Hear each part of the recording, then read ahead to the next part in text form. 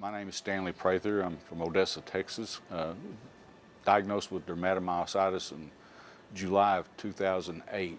But believe that we actually started having problems 18, 19 years before.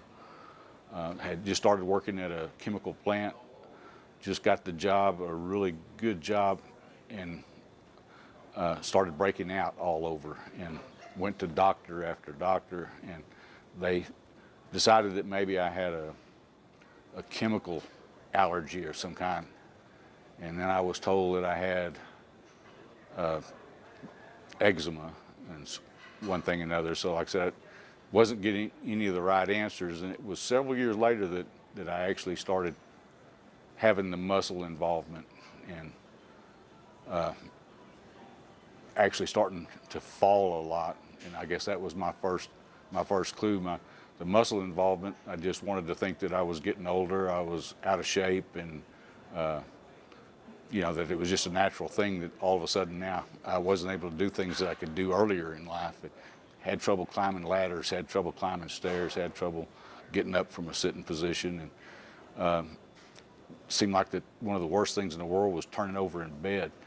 And I've talked to a lot of people that, it's like the covers weighed 2,000 pounds or something. But I went to my regular medical doctor and tried to tell him about the weakness, and of course, he'd have me pull on his hands and test me for the strength, and he decided that it had to be something to do with my heart, so he sent me to a heart doctor. And the first time we set up for a heart cath, and they went in and everything was fine, didn't have any problems. So 4 years later, I'm still trying to figure out what's going on, and I go back and he said, well, one of the things that I see is that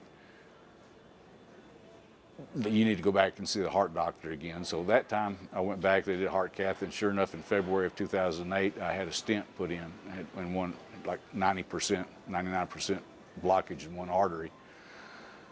One of the questions that doctors had asked me every time I go for a physical was my enzymes, my liver enzymes were real high. And of course, they would ask me if I was a drinker, and I would tell them, no, I've got friends that stop off at the liquor store every day, buy a beer, take home and drink every night. But I said, no, I'm not a drinker. I'll occasionally drink. And they said, well, that's not any reason for your enzymes to be that high. But they would just kind of leave it at that. But of course, they would check my medical records and find out my mother died of cirrhosis of the liver. And so they'd go, yeah, he's a drinker. So they just never really took that information and put it together. And so, like I said, everybody thought that it was a liver problem. So my next step was to go to a liver doctor, and they wanted to do biopsies, but I was on Plavix and blood thinners and just had the stent put in, and they couldn't do that. So I finally went to a doctor in Dallas, Texas. That was a liver doctor, and he was the one that actually sat down and listened to me for the first time. And he said, I've got some ideas. He said, let's run some tests. He said, well, did they do a sonoscope on your liver or anything? I said, no, they haven't done anything. He did that, did a lot of blood work. He said, let me call you back tomorrow. He said, don't stay in Dallas, go ahead and go home, and I'll call you back tomorrow, and I'll let you know what I found out. So sure enough, I get the phone call, and he's very excited the next day, it seemed like. When he called, he said, I think I know what's wrong with you. And I said, really? I said, is it curable? He said, well, no, but it's treatable. So that was kind of my diagnosis. And he got back in touch with my medical doctor at home, and he put me in touch with a neurologist, and I've been being treated by a neurologist ever since. So started out on IVIG, and that's been my drug of choice that's helped me. And it seems pretty distant now. I have trouble remembering just how bad it was, but some things that's helped me is, you learn to do different things.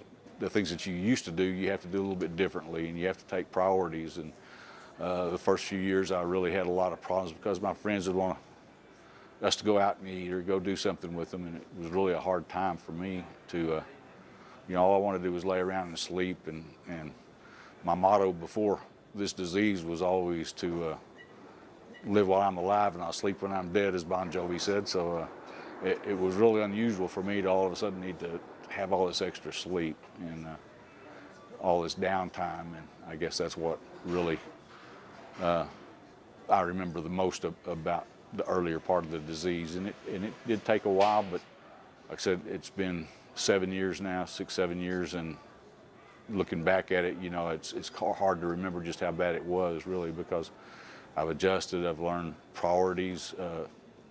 You know, you do the things you have to do, not necessarily the things you want to do. Some things you do the things you want to do, not necessarily things that you have to do. So you just have to kind of prioritize. Yes, I was doing IVIG for once a week for over 2 years, and then they started spreading it out every 3 weeks, every 4 weeks. I'm now at every 6 weeks, and I do pretty well first 4 weeks or so, and then I start to kind of run downhill, and I can tell when it's time for another IVIG treatment. So.